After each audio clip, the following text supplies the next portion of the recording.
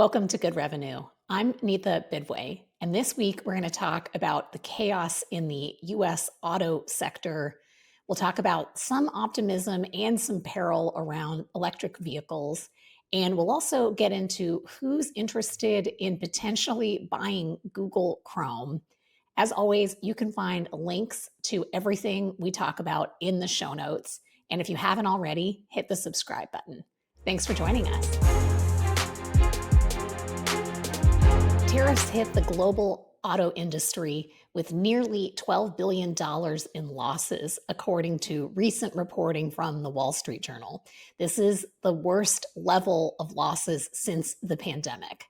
And one of the challenges here is there's a huge ripple effect. Supply chains have been disrupted worldwide, and that is forcing costly, slow adjustments at the same time that automakers have been trying to make significant investments in electric vehicles. According to some data from the S&P Global, this policy punch, which is that the US has set a 25% import duty on auto parts, is also happening in the context of a lot of on-again, off-again tariffs that you may have seen if you're tracking this at all. There's also the added complexity for the auto sector, and that has to do with the law called USMCA. It's the United States' trade agreement with both Canada and Mexico. It's the successor to NAFTA, and it generally provides for no tariffs for exempt products. However, there are some non-US products and some products or content that are not consistent with the USMCA, and so those would be subject to tariff. Adding to the complexity of this, in the auto sector, among some others, there is a lot of cross-border activity, which means that there are supply chains and logistics on all sides of the border. So it's 2 borders and 3 countries. And there is a lot of product and content moving from one place to the other. So depending on how you calculate tariffs, which is typically cumulative, those duties could be really, really intensive without the protection of the USMCA, which is also due to be renegotiated. So this is a very complicated issue, and it is not eased by the fact that other countries, namely Japan and the EU, as well as the UK, have a different tariff regime.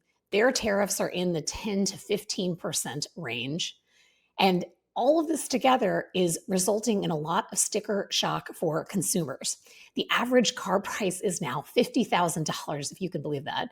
And imports are adding around $5,200 to the cost. So that is expensive when you get out to actually buy a car. And adding to this is the fact that insurance costs continue to increase. Coming out of COVID, insurers raised prices on all types of insurance, including auto insurance. And the estimates, according to a new report from Insurify that just came out, we're estimating around another 4% increase in insurance premiums, all the way up to potentially 7%. And that variance is due to the fact that insurers, just like anyone else, have no idea where these tariffs are ultimately going to land or for how long. And so they're building in a buffer so that if there are products or if that non-US content is higher than they expect today, then premiums might go up to as much as 7%. So something to keep an eye out as you're thinking about whether or not you need new insurance or if you're planning to get a new car this year. In addition, that cost spiral is tricky even for American automakers. It's not just something affecting foreign auto companies. And the reason is that inputs are also increasing in price, particularly when it comes to things like steel and batteries. And Cox Auto has some interesting reporting on this. We will link to that too if you want to get deeper. So buyers have also changed quite a bit in recent years. SUVs and trucks continue to be really popular with consumers and therefore with auto manufacturers. And those tend to have higher margins and higher profits for automakers as well, particularly American automakers. But there are challenges where consumers are now hitting affordability thresholds, and that is very likely going to slow sales overall, according to projections from S&P Global. This sales roller coaster is something we've already seen this year. You may remember that there was quite a bit of panic buying back in March when the tariffs were expected in April. That happened once again in July, again in anticipation of new tariffs going into effect in August. And analysts believe that what's happened is that, similar to purchase behavior during COVID, purchases people were planning to make later in the year got pulled forward. And so, according to the analysis from Cox Auto, the annual forecast for car sales is actually down 4%, even though if you looked at the first half of the year, you might think the auto sector was doing better than ever, but they don't think this will last. The industry's having a tricky time overall. So automakers have already absorbed $25 billion in extra costs in the past 7 months, and that also comes from S&P Global. The government, on the other hand, is expecting a bit of a windfall when it comes to tax or tariff revenue. The estimates range from anywhere between $16.5 billion to $64 billion, which consumers will be paying due to the tariffs. Now, the final piece of this is, while there may be some relief ahead, it remains really complicated. Just going through all the notes to explain this is quite a piece of work, as I'm sure you're gathering. And if you're still with me, those complicated rules might be totally different by the time you hear this, or they might be right and then they might be wrong again in the future. And we're not in the business of making cars, but if you were, you can see why that would lead to some real complexity. Now, we thought it might be helpful to actually dig in a little bit deeper into the automakers themselves, because it's really interesting to see how they are responding and how their businesses are responding, both here in the United States, which is the second largest auto market in the world, as well as globally, because large automakers, whether they're American or whether they come from other countries, tend to want to have global auto sales to have successful businesses. So here are the numbers. Now, General Motors has already faced a $5 billion hit in tariffs this year. They are trying to shift production domestically as much as possible, but they are struggling in China and in Latin American markets. Ford, they've taken a $3 billion hit, and that's despite the fact that they already have 80% of their production in the United States. Ford's F-150 truck sales remain really strong, but their demand in Europe is weak, although they're a little bit steadier in Latin America. So they have a little bit of a checkered story that they're seeing in their data, and reporting comes from Cox Auto on that. Toyota, they are having the biggest challenges. They have seen $9.5 billion in tariff losses, so they've had to trim their forecasts as an automaker. And the US market is more than 30% of their profits. So changes in this market are a really big deal to Toyota. And that's coming out of the LA Times and Reuters. Hyundai and Kia, these are South Korean automakers. They're facing a risk of $4 to $5 billion in tariffs. Their EU and UK businesses are strong. Their EU and South Korean businesses are doing well, but their US business has been dragging, and that comes also from Cox. Volvo, they've seen a $1.2 billion loss in the second quarter, even though their European business is steady, and the US market continues to be a big drag for them. That comes out of data earlier this year from Assurant. Other luxury brands like Audi, Aston Martin, and Ferrari have actually stopped US imports, and they're planning to raise prices more. They are really leaning on both the European Union and the Middle East to shore up their global businesses. The takeaway across all of this is that tariffs are clearly reshaping the economics of autos. And while Detroit has taken some real hits, they are still standing, and they're trying to figure out how to retool their supply chains to work through this, while foreign automakers seem to be shying away from the US market, as it may be more of a liability for them, at least in the near term.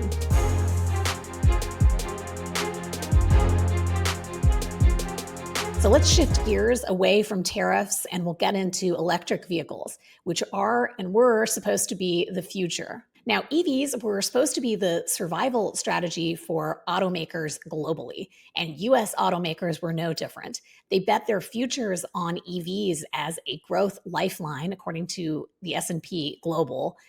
And this change in policy with these new tariffs in 2025 has been really, really challenging. In addition, the massive piece of legislation that Congress passed back in July, that has also thrown them an unanticipated curveball because many of the electric vehicle incentives were taken away. They're going to expire this fall. And so that was quite a surprise to automakers. And unfortunately, they are expecting a significant drop off in consumer demand after the incentives disappear. Ford, in particular, has been under pressure, and they've also really been pretty provocative and talkative about their plans in the news. We've got a few different articles that we'll link to, including from The Atlantic, that might be interesting to you if you want to get deeper into this.